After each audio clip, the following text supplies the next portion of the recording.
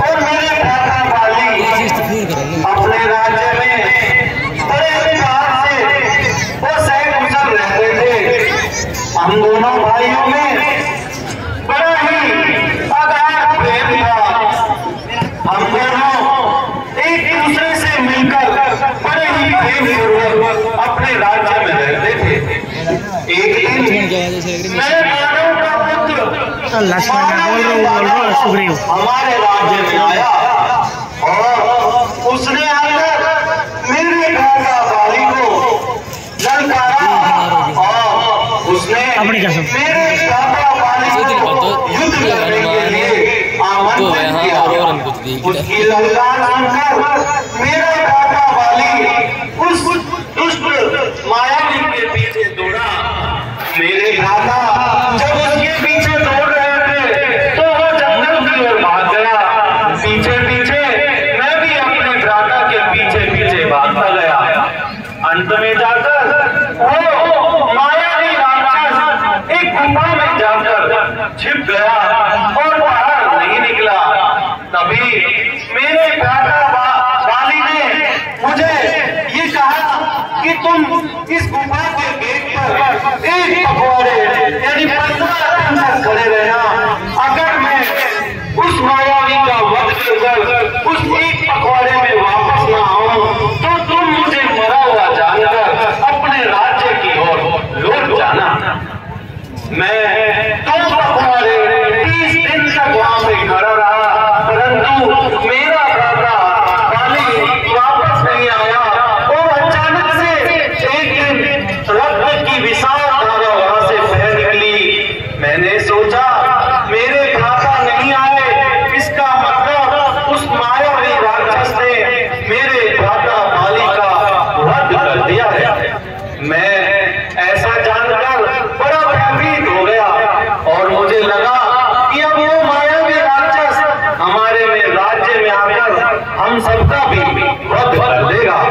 तो मैंने उस गुफा के द्वार पर एक बड़ी सी शिला लगा दी ताकि वो मायावी राक्षस उस गुफा से बाहर ना आ सके। तभी मैं अपने राज्य की ओर लौट गया। मेरे राज्य के लोगों ने राज्य का सिंहासन सोना पाकर जबरदस्ती मुझे सिंहासन पर बैठा दिया। अचानक से एक दिन भ्राता बाली उस गुफा में से निकलकर जीवित हमारे राज्य में आ पहुंचे और उन्होंने ऐसा जाना कि मैंने उनका राज्य और ये आनंद प्रमोद और सुख प्राप्त करने के लिए उस गुफा का द्वार बंद करके आ गया। तो ऐसा जानकर भ्राता बाली क्रोधित हो गए और वो मुझे मारने के लिए दौड़े।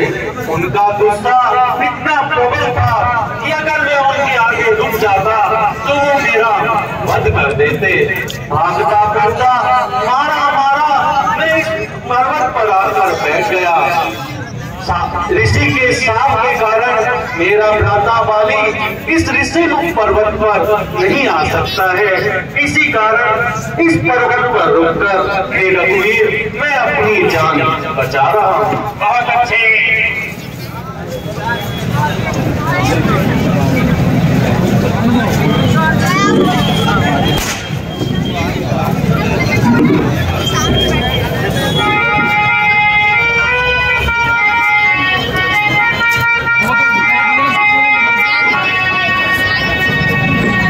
सुन